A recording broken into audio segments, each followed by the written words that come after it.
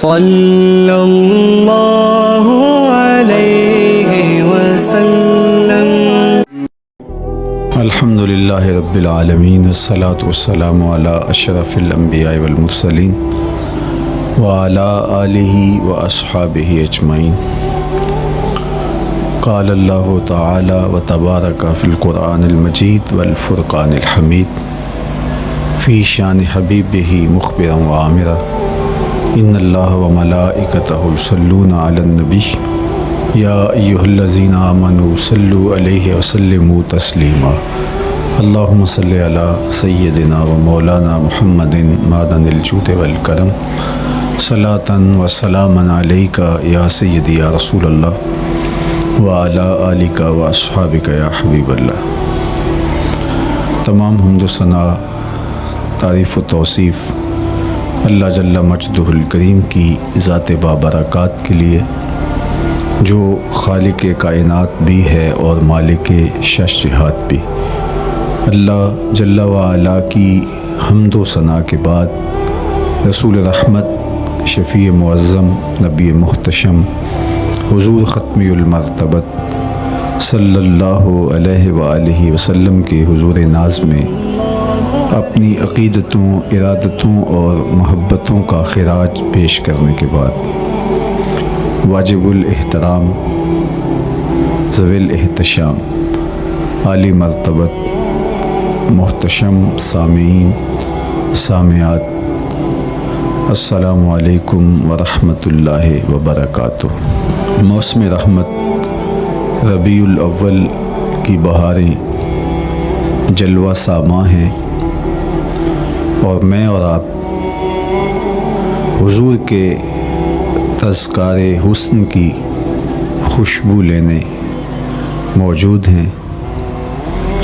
آقا کریم علیہ السلام کے جمال جہاں آرا کی تابانیاں اور جلوہ سامانیاں ہمارے ذوق کی تسکین، قلب کا قرار، روح کی ٹھنڈک، ایمان کی تازگی، عشق و محبت کی نہضت کا سبب اور ذریعہ ہے۔ آقا کریم علیہ السلام کے فضائل، حضور علیہ الصلاۃ والتسلیم کے خصائل اور آپ کے شمائل بیان کرنا شروع سے ہی اہل ایمان کا طریقہ رہا ہے۔ خصائل حضور کی سیرت کے عنوان کو کہا جاتا ہے، فضائل حضور کی عظمت و رفعت حضور کے معجزات کا عنوان ہے، شمائل حضور کے اعضائے نور کا تذکرہ جاں فضا ہے، حضور کے حسن و جمال کی باتیں ہیں۔ آقا کریم علیہ السلام کے شمائل پر، خصائل پر، فضائل پر علماء نے بہت کام کیا، تصنیفات چھوڑیں، محدثین نے اس عنوان سے باب باندھے۔ قیامت تک آنے والی انسانیت کے لیے حضور کی سیرت، حضور کے کردار کے عنوانات کتب میں نقش ہیں۔ حضور کی فضل و عظمت کے حوالے، حضور کے معجزات کا بیان، حضور کی رفعت کی کہانیاں اور آقا کریم کو اللہ کی طرف سے عطا کردہ مراتب جلیلہ کا بیان، یہ بھی محبوب موضوع رہا اہل علم کا، اہل محبت کا۔ لیکن حضور علیہ السلام کے شمائل، حضور کی صورت کا بیان، حضور کے حلیہ نور کی باتیں، یہ بھی ترک نہیں ہوئی۔ عمومی طور پہ ہم شخصیات کے کردار کے حوالے سے، ان کی عادات کے حوالے سے، ان کے خصائل کے حوالے سے، ان کی تعلیمات کے حوالے سے پڑھتے ہیں۔ ان کے شمائل کے حوالے سے اتنی زیادہ تفصیلات نہیں ہوتی، لیکن کائنات میں ذات رسالت مآب صلی اللہ علیہ وآلہ وسلم وہ ذات ستودہ صفات ہے جن کے شمائل کو اس تفصیل سے بیان کیا گیا کہ یہ بھی صحابہ نے بیان کیا کہ حضور کے سر انور اور مبارک داڑھی میں سفید بال کتنے تھے۔ آپ کو کسی کا اتنا محفوظ حلیہ نہیں ملے گا۔ حضور علیہ السلام کی زلفوں کے خم کیسے تھے، حضور کی رنگت سے لے کر کے حضور کے اعضائے بدنیہ کے توازن، حسن اور جمال کی کہانیاں آپ کتب احادیث میں، شمائل کی کتابوں میں بکھری ہوئی نظر آئیں گی۔ اور کیوں نہ ہو، جس کے حسن کے قصیدے میرے رب نے بھی بیان کیے ہیں۔ کبھی حضور کے چہرہ نور کا ذکر کرتے ہوئے والضحیٰ واللیل اذا سجا، کبھی حضور علیہ السلام کی مبارک زلفوں کا تذکرہ کرتے ہوئے حامیم، کبھی آقا کریم علیہ الصلاۃ والسلام کے مبارک ہاتھوں کا، کبھی دیگر اعضائے بدنیہ کا ذکر قرآن نے کیا۔ حضور کے سینہ اقدس کی کہانی قرآن نے بیان کی۔ حضور علیہ الصلاۃ والسلام کی مازاغ آنکھوں کا تذکرہ قرآن نے کیا، تو پھر یہ محبوب اور مرغوب موضوع کیوں نہ ہوتا۔ اور آقا کریم کو اللہ نے وہ جمال دیا تھا، وہ حسن عطا کیا تھا، وہ خوبصورتی دی تھی جو حضور کا ہی حصہ ہے۔ ویسے اللہ کا ہر پیغمبر، ہر نبی، ہر رسول خوبصورت ہوا، کوئی نبی ایسا نہیں ہے جو خوبصورت نہ ہوا ہو، یہ اللہ کا انتخاب ہے۔ آپ تو دکان پہ سیل مین بھی رکھیں تو اس کی باقی قابلیت کے ساتھ ساتھ اس کی شخصیت کو آپ دیکھتے ہیں کہ جو خوش شکل ہو، آنے والے کو متاثر کر سکے، باوقار لگے۔ تو جس کو اس نے نبی بنانا تھا تو اس کو اس نے یوں ہی یہ عظمت اور یہ رفت عطا کر دینی تھی۔ تو اللہ کا ہر نبی حسین، ہر نبی جمیل، لیکن جو جمال، جو خوبصورتی، جو حسن، جو شان و شوکت اللہ نے میرے اور آپ کے آقا و مولا حضور ختم المرتبت کو عطا کی، وہ حضور کا ہی مقسوم ہے، وہ حضور علیہ السلام کا ہی حصہ ہے۔ سر انور سے لے کر پائے نور تک حضور کا ہر عضو بدن خوبصورتی کا مرقع اور جمال کا معیار ہے۔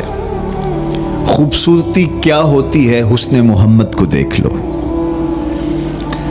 کوئی عیب، کوئی نقص حضور کے پاکیزہ وجود میں نہیں رکھا گیا۔ خلقت مبرأ من کل عیب، حضور کے سامنے حضرت حسان بن ثابت نے یہ پڑھا اور آقا کریم نے اس پر خوشی کا اظہار کیا اور اللہ کی بارگاہ میں دعا کی، اللہم ایدہ بروح القدس، جبریل امین سے اللہ اس کی مدد فرما۔ تو انہوں نے یہ بات کہی کہ آپ کو ہر عیب سے مبرہ رکھا گیا ہے، آپ کا پیکر نور، آپ کا وجود مسعود حسن و جمال کا ایسا مرقع بنایا گیا کہ جس میں کوئی نقص نہیں رکھا گیا۔ صوری حسن بھی عطا کیا گیا، مانوی حسن بھی عطا کیا گیا۔ حضور کے اعضاء کا جو ظاہری حسن تھا وہ بھی اپنی مثال آپ تھا، اور جو باطنی جمال اور باطنی حسن اور باطنی کمال عطا کیا گیا تھا وہ بھی اپنی مثال آپ ہے۔ اگر حضور علیہ السلام کے مبارک ہاتھوں کو جمال دیا گیا ہے، لیکن جو توانائی عطا کی گئی، جو طاقت عطا کی گئی، ید اللہ کے جو جلوے ان ہاتھوں میں رکھے گئے، وہ بھی ایک دل آویز کہانی ہے۔ اگر آنکھوں کی پتلیاں خوبصورت ہیں اور آپ کی مبارک آنکھوں کی چمک سے کائنات اس کو دیکھ کر کے مبہوت ہو جاتی ہے، مازاق کے کجلے اس میں رکھے گئے ہیں، لیکن اس کا معنوی حسن بھی دیکھیے کہ حضور بیٹھے مدینے میں ہیں اور جنت کا مشاہدہ کر رہے ہیں۔ وہ توانائی بھی عطا کی گئی کہ جس طرح روشنی میں دیکھا جاتا ہے حضور اسی طرح اندھیرے میں دیکھتے ہیں۔ فرمایا صحابہ صفیں سیدھی رکھا کرو، مت سمجھو کہ میں صرف آگے دیکھتا ہوں، میں آگے بھی دیکھتا ہوں، میں پیچھے بھی دیکھتا ہوں، میں تمہارے رکوع بھی دیکھتا ہوں اور دلوں میں پیدا ہونے والے خشوع بھی دیکھتا ہوں۔ اقبال بولے اے فروغت صبح آثار و دہور، چشم تو بی نندائے ما فی الصدور۔ لوگوں کی نظریں تو سینے کے اوپر دیکھتی ہیں، اے آمنہ کے در یتیم تیری نظر تو سینے کے اندر چھپے راز بھی دیکھتی ہے۔ تو صوری حسن بھی اور معنوی حسن بھی اللہ نے اپنے محبوب کو عطا کیا، اور اللہ جل شانہ نے وہ جمال دیا حضور کو کہ جو دیکھتا وہ دیکھتا ہی رہ جاتا۔ ایسی چمک، ایسی رعنائی، ایسی خوبصورتی اور ایسا جمال تھا، دیکھنے والے کہا کرتے ہیں اللہ اللہ، یاد آتا ہے خدا دیکھ کے صورت تیری۔ کتنے لوگ ہیں جنہوں نے صرف حضور کے چہرے کو دیکھا اور لبوں پہ کلمہ جاری ہو گیا۔ معروف نام حضرت عبداللہ بن سلام رضی اللہ تعالیٰ عنہ کا ہے۔ یہودیوں کے بہت بڑے حبر تھے، بہت بڑے عالم تھے۔ حضرت یوسف علیہ السلام کی اولاد سے تعلق تھا، اور اس معاشرت میں ایک وقار کی مسند پہ براجماں رہتے، لیکن جو ہی حضور علیہ السلام مکے سے ہجرت فرما کے مدینہ تشریف لائے تو یہ حضور کو دیکھنے آئے۔ با فضل الصدقہ اٹھا کر دیکھیے کہ ایک مناظرہ ترتیب دیا انہوں نے کہ ان سے یہ بات کروں گا، یہ سوال کروں گا، یہ اعتراض اٹھاؤں گا، لیکن جب حضور کی مجلس میں پہنچے اور آقا کریم علیہ السلام کے رخ زیبا کو دیکھا تو سارے سوال بھول گئے۔ رومی بولے اے لقائے تو جواب ہر سوال، حل شود ہر مشکلت بے کی لوکال۔ تیری ملاقات ہی تو سارے سوالوں کا جواب ہے، تیرا ایک بار دیکھ لینا ہی تو سارے مسئلے حل کر دیتا ہے۔ تو سوالات کا ایک ڈھیر اٹھائے لائے تھے، ایک گٹھڑی باندھ کے لائے تھے سر پہ رکھ کے، لیکن جو ہی حضور کو دیکھا تو وہ جو گٹھڑی باندھ کے لائے تھے اس کی گرہیں ڈھیلی ہونے لگی، پھر سوال تتلیوں کی طرح اڑنے لگے، اور حضور کو دیکھا تو کوئی سوال ہی باقی نہ رہا۔ اب آقا کریم نے فرمایا عبداللہ ابن سلام آؤ کدھر آئے ہو؟ یہ تو مناظرہ کرنے آئے تھے، سودا لینے کے لیے بازار گئے ہم، ہاتھ اس کے بکے جس کے خریدار گئے ہم۔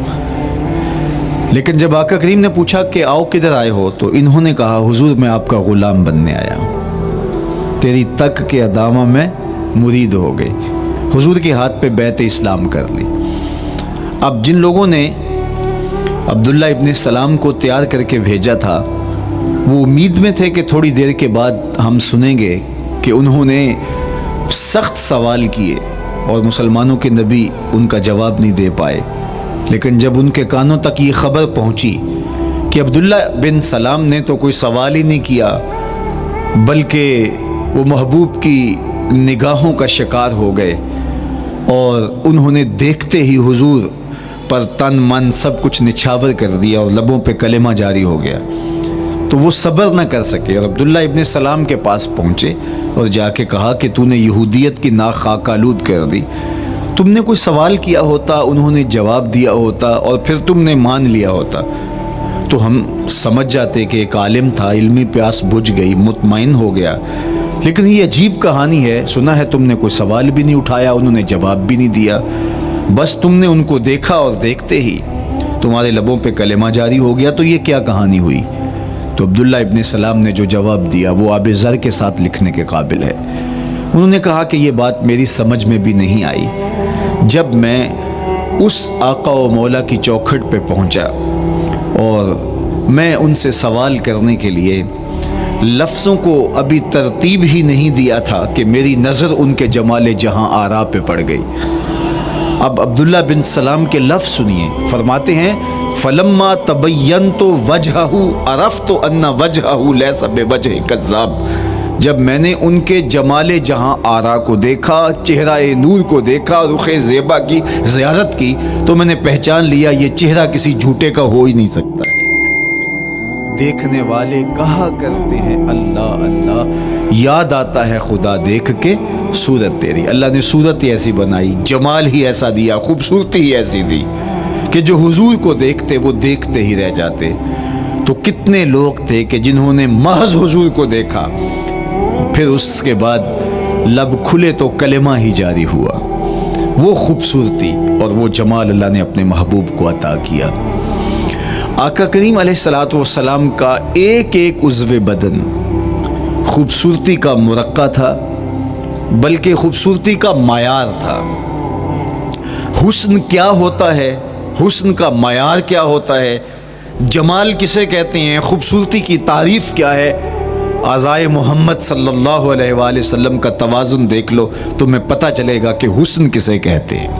حضور علیہ السلام کو اللہ تعالیٰ جل شانہ نے جو حسن بخشا، جو جمال دیا، جو خوبصورتی دی، وہ حضور کے مبارک قدموں سے اس کا انداز کیجئے کہ جس کے قدم اتنے سونے ہیں اس کا چہرہ کتنا سونا ہوگا۔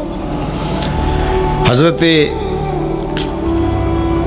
عبداللہ بن بریدہ رضی اللہ تعالی عنہ حضور کے مبارک قدموں کا ذکر کرتے ہوئے وصف جمال محمد کی کہانی چھیڑتے ہیں اور فرماتے ہیں کان رسول اللہ صلی اللہ علیہ وآلہ وسلم احسن البشر قدما، کہتے ہیں کہ کائنات میں جتنے سونے قدم میرے حضور کے تھے کسی کے تھے ہی نہیں۔ جو جمال اللہ نے حضور کے مبارک قدموں کو دیا تھا، اللہ اکبر، وہ کسی اور کا مقسوم نہیں تھا۔ خوبصورت قدم۔ اور حضرت انس رضی اللہ تعالیٰ عنہ، حضرت ابو ہریرہ رضی اللہ تعالیٰ عنہ، اور حضور کے وصاف ہیں حضرت ہند بن ابی حالہ رضی اللہ تعالیٰ عنہ، یہ حضور کا حلیہ بیان کرتے ہیں۔ حضرت امام حسن بن علی رضی اللہ تعالیٰ عنہ نے حضرت ہند بن ابی حالہ کو ایک دن کہا کہ مجھے اپنے آقا و مولا کا حلیہ بتاؤ، تو انہوں نے حضور کا حلیہ بیان کیا۔ یہ حضور کے وصاف ہیں، چونکہ انہوں نے حضور علیہ السلام کو بہت قریب سے دیکھا اور آقا کریم علیہ السلام کی زیارت سے مالا مال ہوئے۔ ویسے حضرت امام حسن نے بھی تو حضور کو دیکھا تھا، اور بھی اصحاب نے حضور کو دیکھا تھا۔ یہاں یہ بات دلچسپی سے خالی نہیں ہے کہ صحابی ہی تب بنتا ہے جب وہ حضور کو بنظر ایمان دیکھے، لیکن صحابہ ایک دوسرے سے پوچھتے تھے کہ بتاؤ حضور کیسے تھے، میاں تم نے نہیں دیکھا؟ تو وہ کہتے تھے دیکھ کر بھی نہیں دیکھا۔ صرف چند لوگ ہیں جو حضور کا حلیہ بیان کرتے ہیں، اس کی کیا وجہ؟ تو علماء نے لکھا کہ حضور کے چہرے پہ جلووں کی تابش ایسی تھی اور حضور کا جمال ایسا تھا اور اس کی چمک ایسی تھی کہ کسی میں ہمت ہی نہیں تھی کہ وہ جی بھر کے دیکھ سکے۔ تو بعد میں ایک دوسرے سے پوچھتے تھے بتاؤ تم نے دیکھا تو حضور کیسے تھے؟ اگر ان لوگوں کی تعداد میں آپ کو بتاؤں تو 3 درجن سے زیادہ نہیں ہوگی جو حضور علیہ السلام کے وصاف ہیں، حضور کے حلیہ نگار ہیں، جو آقا کریم علیہ الصلوۃ والسلام کی صورت کا نقشہ بیان کرتے ہیں۔ دیکھا 1,24,000 اصحاب نے ہے، لیکن جو وصف بیان کرتے ہیں، شمائل رسول کو بیان کرتے ہیں، ان کی تعداد 3 درجن سے زیادہ نہیں ہے۔ اور یہ بھی وہ لوگ ہیں جنہوں نے حضور کو بچپن میں دیکھا، جنہوں نے حضور کو سوئے ہوئے دیکھا، حضور کو بہت قریب سے دیکھا۔ حضور علیہ الصلوۃ والسلام کے پاس ان کا آنا جانا بہت زیادہ تھا، اس طرح انہوں نے حضور علیہ السلام کو دیکھا۔ حضرت حسان بن ثابت رضی اللہ تعالی عنہ فرماتے ہیں کہ میں جو حضور کا حلیہ بیان کرتا ہوں تو اس کا سبب یہ ہے کہ میرے پاس حضور کو دیکھنے کا ایک طریقہ آ گیا تھا. فلما نظرت الى انوارہ فودعت کفی علی عینی خوفا من ذہاب بصری. کہا کہ جب میں حضور کو دیکھتا تھا تو اپنی آنکھوں پر انگلیاں رکھ کے انگلیوں کی اوٹ سے دیکھتا تھا کہ حضور کے جلووں کی چمک سے میری آنکھوں کی بینائی نہ جاتی رہے. یہ کون کہہ رہے ہیں؟ حضرت حسان بن ثابت رضی اللہ تعالیٰ عنہ. اور آپ جانتے ہیں حضرت حسان بن ثابت رضی اللہ تعالیٰ عنہ شاعر ہیں، اور شاعر حسن دیکھنے میں بڑا دلیر ہوتا ہے، اور یہ حسن بھی ابھی پوشیدہ ہے. 70,000 بشریت کے پردے ڈالے گئے ہیں.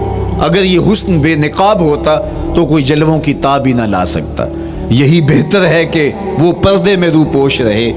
وہ اگر پردہ اٹھا دے تو کسے ہوش رہے؟ کس کی ہمت تھی؟ اب چھپا ہوا مستور حسن بھی اگر دیکھتے ہیں تو آنکھوں پہ انگلیاں رکھ کے دیکھتے ہیں. اور بیان کرنے والوں کی تعداد میں نے عرض کی کہ 3 درجنوں سے زائد نہیں ہے. تو یہ وہ لوگ ہیں جنہوں نے حضور کو دیکھا. اب امام حسن پوچھ رہے ہیں حضرت ہند بن ابی حالہ رضی اللہ تعالی عنہ کو کہ آپ نے حضور کو دیکھا تو مجھے بتائیے میرے نانا کا جمال کیسا تھا. تو حضرت ہند بن ابی حالہ نے حضور کا حلیہ بیان کیا.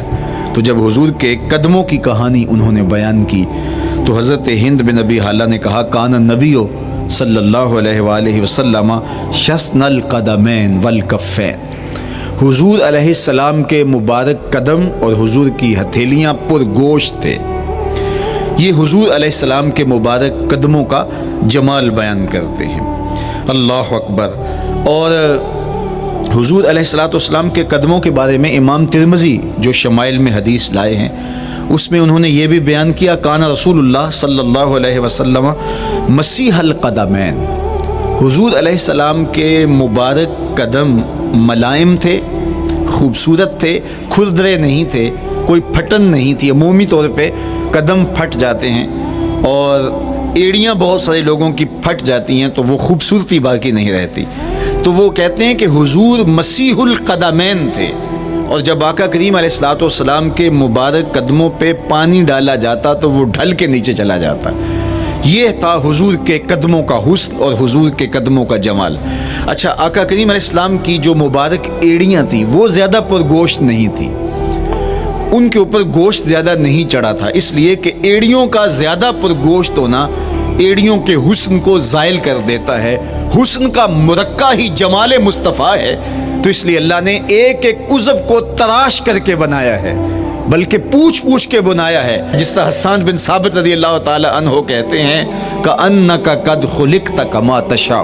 محبوب مجھے تو یوں لگتا ہے جس طرح آپ کے رب نے آپ کو آپ سے پوچھ کے بنایا ہے کہ محبوب بتاؤ کہ میں آپ کے اعضاء کو کیسے توازن اور کیسے حسن اور کیسے جمال دوں.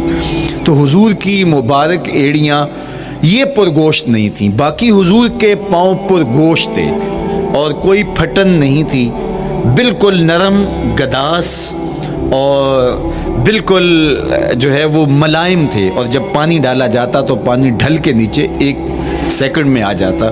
یہ اللہ نے محبوب کو حسن دیا. حضرت ہند بن ابی حالہ نے کہا کہ حضور کے مبارک تلوے جو تھے وہ درمیان سے اٹھے ہوئے تھے، ایڑیوں سے لے کر کے انگلیوں تک یہ تلوہ کہلاتا ہے، جو اس کا نچلا حصہ جو زمین سے مس کرتا ہے، اور اس میں جو درمیان والا حصہ ہے یہ اٹھا ہوا ہو اور بالکل پاؤں سیدھا نہ ہو تو یہ پاؤں کا حسن ہے.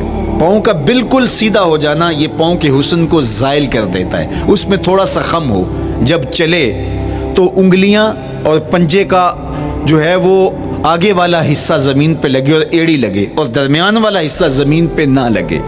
تو یہ حسن ہوتا ہے کسی کے پاؤں کے تلوے کا. اللہ نے محبوب کے مبارک قدم کی پشت کو بھی حسن دیا، حضور کے تلووں کو بھی حسن دیا، حضور کی ایڑیوں کو بھی حسن دیا. سائل الاطراف، حضور کی مبارک انگلیاں قدرے لامبی تھی، اور یہ حسن ہوتا ہے. انگلیاں چھوٹی ہوں، ان کا قد پست ہو تو پاؤں کی خوبصورتی دکھائی نہیں دیتی، لیکن اللہ نے اپنے محبوب کی انگلیوں کو بھی ایک لمبائی عطا کر کے اس کو بھی ایسا جمال دیا تھا یار جو پاؤں کو دیکھتا رہے وہ پاؤں کو ہی دیکھتا رہ جائے. اللہ اکبر. اچھا، بعض احادیث میں آتا ہے کہ حضور علیہ السلام کے مبارک تلوے جو ہیں لیسا لہا اخمس، یہ لفظ ہیں کہ وہ اخمس نہیں تھے، یعنی وہ درمیان سے اٹھے ہوئے نہیں تھے. تو اس کا کیا مطلب ہے؟ یہ حضرت ابو ہریرہ رضی اللہ تعالیٰ عنہ سے جو مروی روایت ہے اس میں یہ ہے لیسا لہا اخمس. اور حضرت ہند بن نبی حالہ سے جو حضور کے مبارک تلووں کا حسن بیان کیا گیا ہے تو اس میں یہ بیان کیا گیا ہے کہ حضور علیہ السلام کا مبارک قدموں کا تلووں کا حسن یہ تھا کہ وہ درمیان سے تھوڑے سے اٹھے ہوئے تھے اور یہ خوبصورت پاؤں کا جمال ہوتا ہے. تو ان دو چیزوں میں علماء نے تطبیق کی ہے. اللہ ان علماء کی قبروں پر رحمتیں نازل کرے جو حضور کے حسن پہ، حضور کے جمال پہ گفتگو کرتے رہے اور ایک ایک عضو پر انہوں نے کئی کئی صفحات لکھے اور کتابیں انہوں نے تحریر کی حضور کے جمال پر. اب حضرت ہند بن نبی حالہ رضی اللہ تعالی عنہ، انہوں نے تو حضور کو گھر میں دیکھا تھا. یہ حضرت خدیجۃ الکبریٰ رضی اللہ تعالی عنہا کے فرزند تھے ابو حالہ سے. اب انہوں نے تو دیکھا، اب حضور لیٹے ہیں تو انہوں نے حضور کے پاؤں کو دیکھا کہ درمیان میں ہلکا سا خم ہے اور یہ پاؤں کا جمال ہے. اب حضرت ابو ہریرہ رضی اللہ تعالی عنہ نے جو حضور کے پاؤں کو دیکھا تو یہ اندرون خانہ کا دیکھنا نہیں تھا. تو انہوں نے کیسے دیکھا؟ تو حضرت ابو ہریرہ سے مروی ایک روایت سے سمجھ آتی ہے کہ انہوں نے جو کہا کہ لیسا لہا اخمس، کہ ان کے مبارک تلوے درمیان سے اٹھے ہوئے نہیں تھے بلکہ بالکل برابر تھے. تو اس کا کیا مطلب ہے؟ تو حضرت ابو ہریرہ سے ایک روایت مروی ہے، وہ فرماتے ہیں کہ جب حضور علیہ السلام کسی چٹان کے اوپر چلتے تو حضور علیہ السلام کا وہاں قدم پڑتا تو وہ اس چٹان کے اندر حضور کا قدم گھس جاتا، وہ موم کی طرح چٹان نرم ہو جاتی. اس طرح زمین پر بھی حضور چلتے تو مبارک پاؤں کا جو نشان قدم ہے وہ پورا دکھائی دیتا. تو حضرت ابو ہریرہ رضی اللہ تعالیٰ عنہ اس سے یہ سمجھے کہ حضور کے تلوے جو ہیں وہ برابر ہیں. تو علماء نے اس پر گفتگو کی ہے. ایک تو حضور جب چلتے تھے تو آقا کریم پورے زور سے قدم زمین پہ رکھتے تھے اور اس وقار سے چلتے تھے کہ جس طرح حضور اونچائی سے نیچے کی طرف اتر رہے ہوں. تو جب پاؤں کو جما کر کے زور سے رکھا جائے تو پھر جو ہے وہ نشان نیچے پڑتا ہے. یا اللہ اپنے محبوب کے لیے زمین کو اور پتھروں کو بھی نرم کر دیا تو پھر حضور کے تلووں کا نقش بھی زمین کے اوپر جو ہے وہ حویدہ ہو جاتا. سلطان قاتبائی نے ایک ایسا ہی پتھر جس کے بارے میں شنید تھی کہ اس پر حضور کے قدموں کا نقش موجود ہے، تو انہوں نے 20,000 دینار کے اندر وہ خریدا اور انہوں نے یہ کہا کہ جب میں فوت ہو جاؤں تو حضور کے قدموں کے نشان والا پتھر میری قبر کے سرہانے بطور کتبہ لگایا جائے. علامہ شہاب الدین خفاجی علیہ رحمہ لکھتے ہیں ہوا موجود الی الآن، وہ اپنے دور میں کہانی بیان کرتے ہیں، کہتے ہیں وہ آج بھی سلطان قاتبائی کی قبر کے سرہانے وہ پتھر نصب ہے جہاں حضور کے قدموں کے نشان موجود ہیں. اللہ اکبر. تو آقا کریم علیہ السلام کے مبارک تلوے، حضور علیہ السلام کی کم گوشت تراشی ہوئی ایڑیاں اور مسیح القدمین، حضور علیہ السلام کے ملائم نرم گداز پاؤں، ان کا حسن اور ان کا جمال، اور آقا کریم علیہ السلام کے قدموں کی انگلیاں جو قدرے لمبی تھی اور ان میں جو درمیان والی انگلی تھی وہ زیادہ لمبی تھی. اس پر حضرت میمونہ بنت کردم رضی اللہ تعالی عنہا اس انگلی کا حسن بیان کرتی ہیں، کہتی ہیں مجھے شوق ہوا کہ میں حضور کو دیکھوں تو اپنے والد گرامی کے ساتھ حجۃ الوداع کے موقع پر میں بھی سعادت حج پا رہی تھی. تو حضور کو ملنے کے لیے جب ہم پہنچے تو آقا کریم اونٹنی کے اوپر سوار تھے، ناکا پر جلوہ فراز تھے. تو میرے میں ہمت نہ ہو سکی کہ حضور کے چہرے کو دیکھ سکوں. ایسا جلوہ، ایسا جمال، اللہ اکبر، اور ایسا روب اور ایسی چمک چہرے کی اور تابشیں تھیں کہ میرے اندر ہمت نہ ہو سکی کہ میں حضور کے چہرہ نور کو دیکھ سکوں. اب آقا کریم اونٹنی پہ سوار تھے تو میں حضور کے مبارک پاؤں کو دیکھنے لگی. میں بس حضور کے پاؤں کا جمال اور خوبصورتی دیکھنے لگی، اسی میں کھو گئی. اب حضرت میمونہ بنت کردم رضی اللہ تعالی عنہا حضور کے مبارک قدموں کی ایک انگلی کا حسن بیان کرتی ہیں. اللہ اکبر. حضرت میمونہ بنت کردم سے یہی ایک روایت مروی ہے. ساری زندگی ان کے پاس سرمایہ یہی تھا. جب کسی مجلس میں جاتی تو وہ کہتی تمہیں بتاؤں حضور کی مبارک انگلی کا حسن کیا تھا. یہ سرمایہ ساتھ لیے لیے پھرتی کہ میں نے حضور کی انگلی کو دیکھا ہے, میں نے حضور کے قدم اور حضور علیہ السلام کے تلووں کی زیارت کی ہے.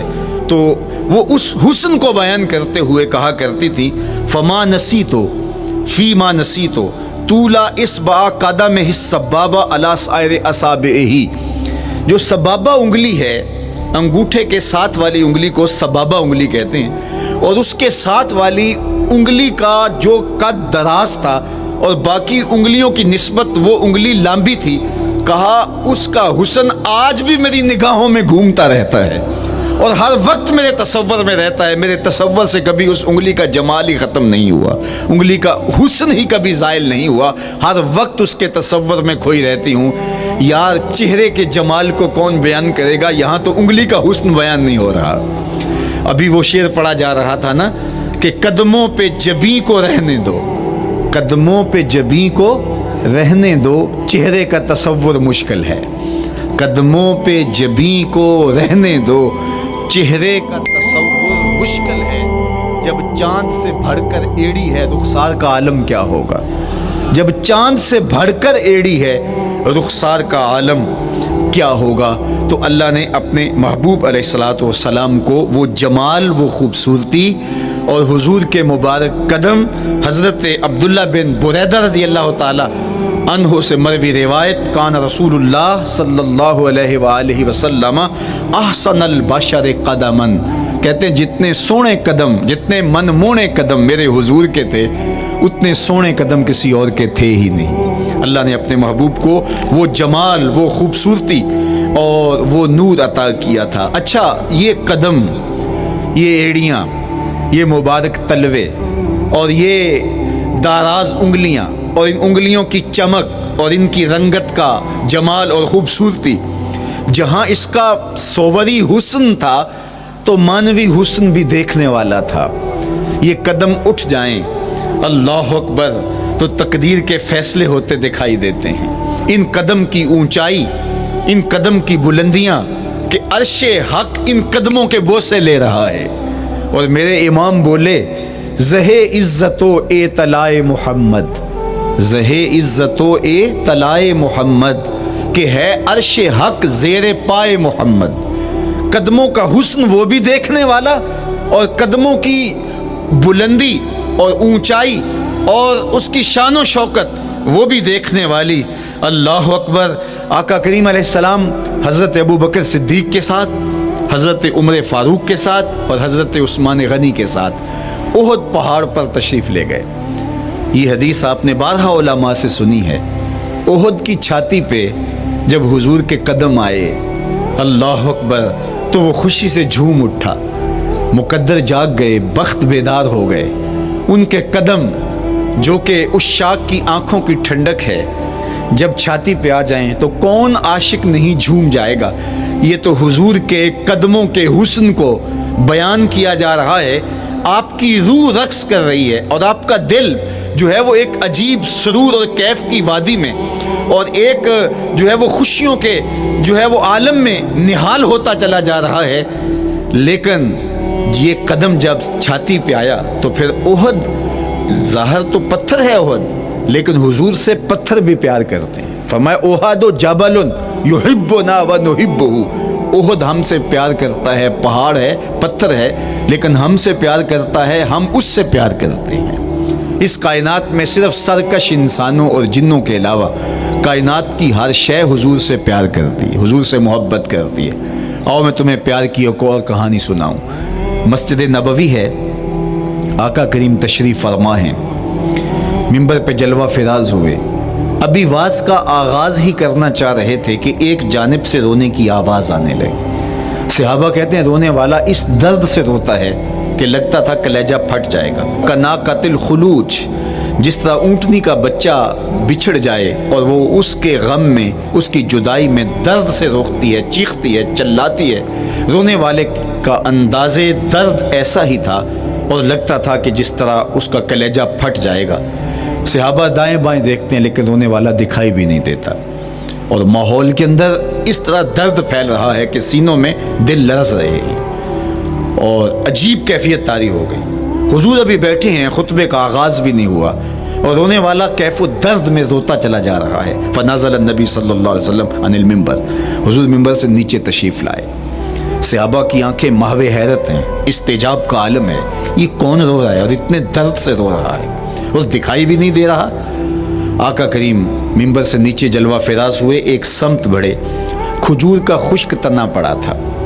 آج پہلا دن تھا کہ ممبر حضور علیہ السلام کے لیے بچھایا گیا، ورنہ یہ خشک تنا دیوار کے ساتھ جو ہے وہ رکھا گیا تھا، اور حضور اس کے ساتھ ٹیک لگا کر کے واز کیا کرتے تھے۔ جب ممبر بن گیا تو اس کو اٹھا کر کے اب اس کی ضرورت نہیں رہی، ایک کونے میں ڈال دیا گیا۔ اب جو ہی حضور ممبر پہ تشریف فرما ہوئے تو اس خشک تنے کا کلیجہ لرز اٹھا، اور وہ ایسے روتا تھا جس طرح اونٹنی کا بچہ بچھڑ جائے اور وہ روتی ہے، اس طرح وہ خشک تنا رو رہا تھا۔ اس تنے ہنانا در ہجر رسول، زار می نالت جو ارباب عقول، جس طرح عقل والے، جس طرح جو ہے وہ فہم و ادراک رکھنے والے لوگ روتے ہیں درد سے، وہ رو رہا تھا۔ آقا کریم علیہ السلام اس کے پاس گئے اور اس کو اپنی آغوش میں سمیٹ لیا۔ بچھڑا ہوا بچہ جب اپنی ماں کو ملے تو اس کی ہچکیاں بن جاتی ہیں، اس کی گھگھی بن جاتی ہے، تو یہی کیفیت اس کی ہو گئی، اور آقا کریم اپنا دستے رحمت اس کے اوپر پھیرتے چلے جاتے ہیں۔ بتدریج اس کی سسکیاں، اس کے رونے کی آواز کم ہوتی چلی جا رہی ہے۔ آہستہ آہستہ وہ خاموش ہو گیا۔ حضور پھر دوبارہ تشریف لائے اور ممبر پہ خطبہ دینے سے قبل صحابہ کی آنکھوں میں استجاب کا عالم دیکھا، حیرت کی فراوانی دیکھی۔ فرمایا کہ تم جو سوال کرنا چاہ رہے ہو، جو تمہاری آنکھوں میں پوشیدہ سوال ہے، میں اس کو اچھی طرح جانتا ہوں۔ لو لم افعل ھکذا لحن الی یوم القیامہ، اگر میں ممبر سے اتر کے اپنے عاشق زار کو یوں تسلی نہ دیتا، یہ قیامت تک یوں ہی روتا ہی رہتا۔ حضرت محمد بن سیرین رضی اللہ تعالیٰ عنہ کہا کرتے تھے کہ حضور کی محبت میں ایک خشک تنا بھی زار و زار روئے تو جس کے سینے کے اندر محبت بھرا دل ہے تو وہ حضور کے عشق میں آنسو کیوں نہیں بہائے گا، حضور کی یاد میں اس کی آنکھیں آنسو کا خراج کیوں نہیں دیں گی۔ تو وہ خشک تنا حضور کی محبت میں رو رہا ہے۔ اب ہے یہ پتھر، لیکن میرے حضور فرماتے ہیں کہ یہ پہاڑ مجھ سے پیار کرتا ہے اور میں اس سے پیار کرتا ہوں۔ اب حضور اپنے اس محب کے گھر تشریف لے گئے اور اس کی چھاتی پہ قدم رکھا تو وہ خوشی سے جھوم اٹھا۔ فضاربا برجلہ ہی، اپنا مبارک پاؤں زور سے مارا۔ فقال اثبت احد فانما علیک نبی و صدیق و شہیدان، فرمایا احد ٹھہر جا، تیرے اوپر اللہ کا ایک نبی ہے، ایک صدیق اور 2 شہید ہیں۔ تو حضور کی مبارک ایڑی کے لگنے کی دیر تھی، حضور کے قدم کی ضرب کی دیر تھی کہ اس کا زلزلہ تھم گیا۔ میرے امام بولے ایک ٹھوکر سے احد کا زلزلہ جاتا رہا، ایک ٹھوکر سے احد کا زلزلہ جاتا رہا، رکھتی ہیں کتنا وقار اللہ اکبر ایڑیاں۔ زلزلہ آ گیا اس کے اوپر، وہ جھومنے لگا، لیکن حضور نے اپنا مبارک قدم مارا اور وہ ٹھہر گیا۔ اللہ اکبر۔ تو یہ پہاڑ آج بھی اس شاخ جب شہر مدینہ میں حاضر ہوتے ہیں تو وہ احد پہ تو ضرور جاتے ہیں، حضرت امیر حمزہ کے مزار پہ حاضری دینے کے لیے اور اس جبل احد کو دیکھنے کے لیے۔ اور یقین جانیے گا جبل احد کو جب ہم دیکھتے ہیں تو عجیب کیفیات میں ڈوب جاتے ہیں۔ میں تو وہاں دوستوں کو کہا کرتا ہوں کہ آج پورا مدینہ بدل گیا ہے، یعنی اس کی وہ صورت، وہ کچے مکان، وہ گھروندے، وہ گھر، وہ کوچہ و بازار، وہ کچی سڑکیں، وہ ماحول آج وہ آپ کو نظر نہیں آ رہا۔ جہاں کچے مکان تھے جن کے اوپر چھت کھجور کے پتوں کی پڑی تھی، وہاں عالی نصب پلازے آپ کو نظر آتے ہیں، فلک بوس آپ کو ہوٹل نظر آتے ہیں۔ وہ کچی سڑکیں آج آپ کو وہاں دکھائی نہیں دیتی، وہاں تارکول کی بچھی ہوئی سڑکیں دکھائی دیتی ہیں، خوبصورت پتھر لگے ہوئے آپ کو نظر آتے ہیں، وہ ممیاتی ہوئی بکریاں، وہ جگالی کرتے ہوئے اونٹ آج آپ کو وہاں دکھائی نہیں دیتے، وہ ماحول آپ کو نظر نہیں آتا۔ تو پرانا مدینہ اگر ڈھونڈنے نکلیں بھی تو ظاہر ہے اگرچہ ان پختہ اور خوبصورت عمارتوں کے اندر بھی عکس جمال محمد کا پڑ رہا ہے، لیکن وہ پرانا دور اگر آپ تلاش کرنا چاہیں تو وہ آپ کو وہ چیزیں نہیں ملتی۔ لیکن جب آپ احد پہ جاتے ہیں تو میں دوستوں کو کہتا ہوں اس احد کو جی بھر کے دیکھ لو، اس پہ ڈائریکٹ میرے حضور کی نظریں پڑی ہوئی ہیں، یہ بدلا نہیں، یہ 14 صدیوں سے جیسا تھا آج بھی ایسا ہے، اس پہ میرے حضور کی نظریں ڈائریکٹ پڑی ہوئی ہیں۔ اور آقا کریم علیہ الصلوۃ والسلام نے اس کو یوں دیکھا ہے، تو یہ احد حضور سے محبت کرنے والا ہے، حضور سے پیار کرنے والا ہے، اور اس پیار کی وجہ سے یہ پتھر قیامت کے دن جنت میں جائے گا، یہ پہاڑ جنت میں جائے گا۔ یار اگر ایک پہاڑ حضور سے پیار کر لے تو وہ مکین جنت بن جاتا ہے، اور اگر حضور کا غلام ایک عاشق حضور سے محبت کرے تو اللہ اس کو کتنے درجے عطا فرمائے گا۔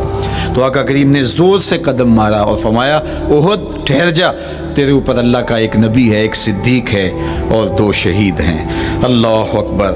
تو یہ حضور علیہ الصلوۃ والسلام کے مبارک قدم کی شان ہے، یہ حضور کے مبارک قدم کا جمال ہے اور اس کی خوبصورتی ہے۔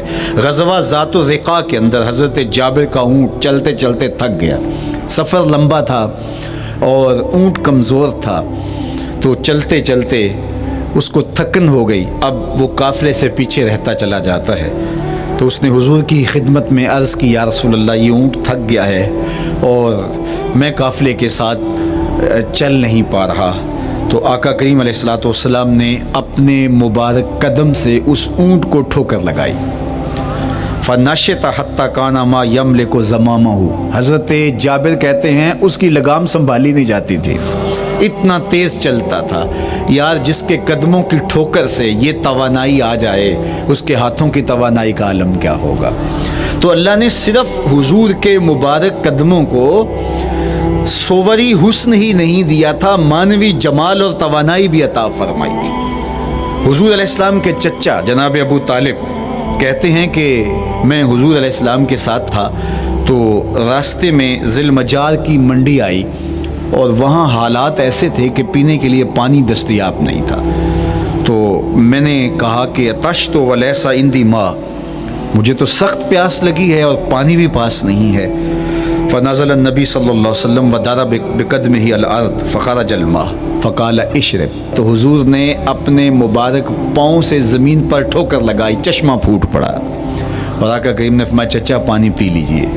تو وہ پاؤں اگر زمین پہ لگے تو چشمے پھوٹے، اگر احد پہاڑ پہ وہ پاؤں پڑے تو اس کا زلزلہ جاتا رہے، اور اگر وہ کسی جانور کو حضور ٹھوکر لگائیں تو اس کے اندر اس قدر تیزی آ جائے کہ اس کی باغ سنبھالی نہ جائے، اتنا سریع رفتار ہو جائے۔ اب ان قدموں پہ کون قربان نہیں ہوگا؟ یار ان قدموں کو چومنے کے لیے جبریل بھی تو بے تاب دکھائی دیتے ہیں نا۔ معراج کی شب جب جبریل حاضر خدمت ہوئے، حضور محو استراحت ہیں، تو جبریل عرض گزار ہوئے مالک تیرا محبوب تو سو رہا ہے۔ اللہ اکبر، تبارک اللہ، شان تیری تجھی کو زیبا ہے بے نیازی، کہیں پہ جوش لن ترانی، کہیں تقاضے وصال کے تھے۔ ایک کوہ طور پہ خود چل کے جاتا ہے اور عرض گزار ہوتا رب آرنی انظر الیک، مالک تجھے دیکھنا چاہتا ہوں۔ اللہ اکبر، سراپا چشم بنا ہوا ہے اور کہتا ہے مالک میں تجھے دیکھنا چاہتا ہوں۔ جواب کیا آتا ہے؟ لن ترانی، تم نہیں دیکھ سکتے، میرے جلووں کی تاب نہیں لا سکتے۔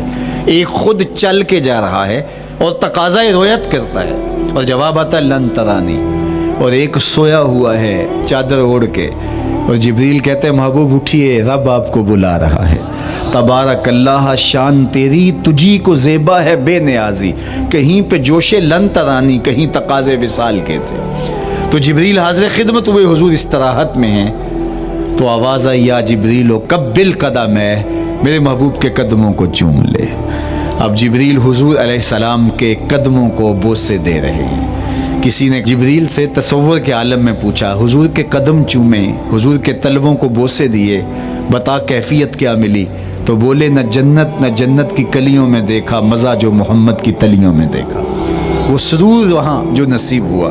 وفد عبد القیس جب مدینہ المنورہ آیا تو ان میں ایک صاحب، میں وہ کہتے ہیں میں دوڑتا ہوا حضور کے پاس آیا، بس بے چینی تھی، اضطراب تھا۔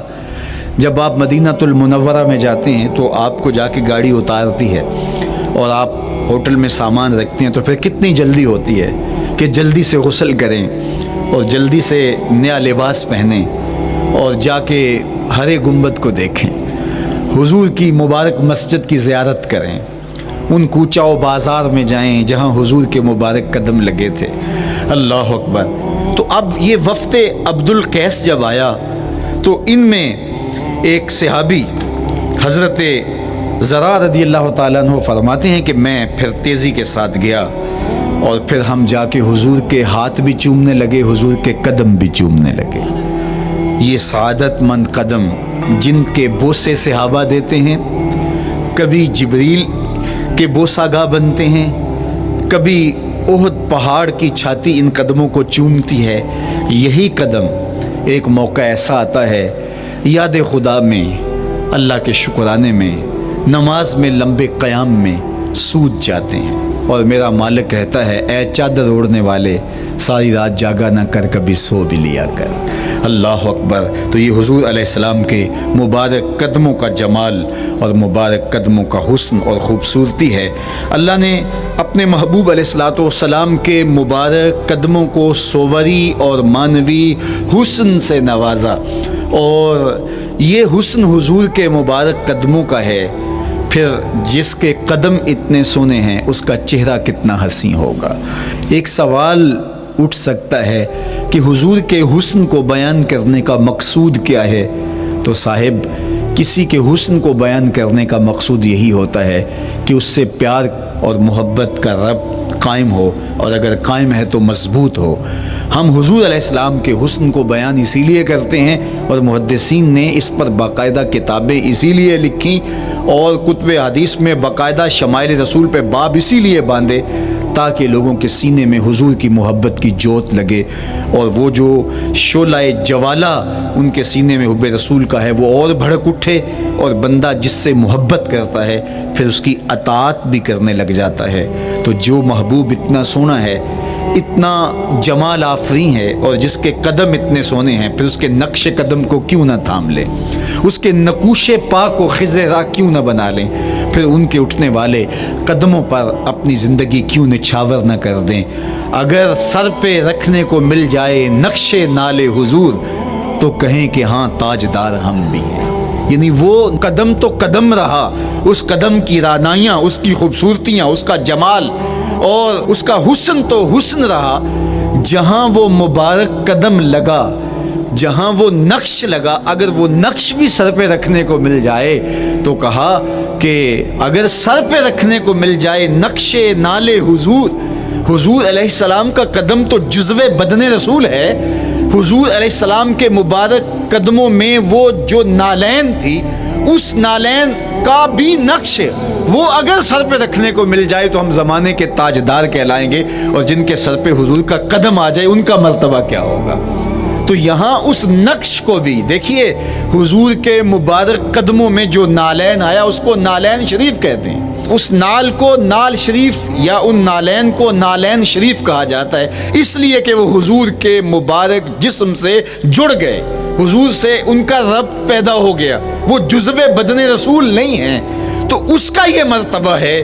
تو پھر حضور علیہ السلام کی شان اور حضور کی عظمت کیا ہوگی، اللہ اکبر۔ بلکہ حضور علیہ السلام کے نالین جہاں رکھے جائیں، وہ کسی نے کہا نا کہ ذرے اس خاک کے تابندہ ستارے ہوں گے، ذرے اس خاک کے تابندہ ستارے ہوں گے، جس جگہ آپ نے نالین اتارے ہوں گے۔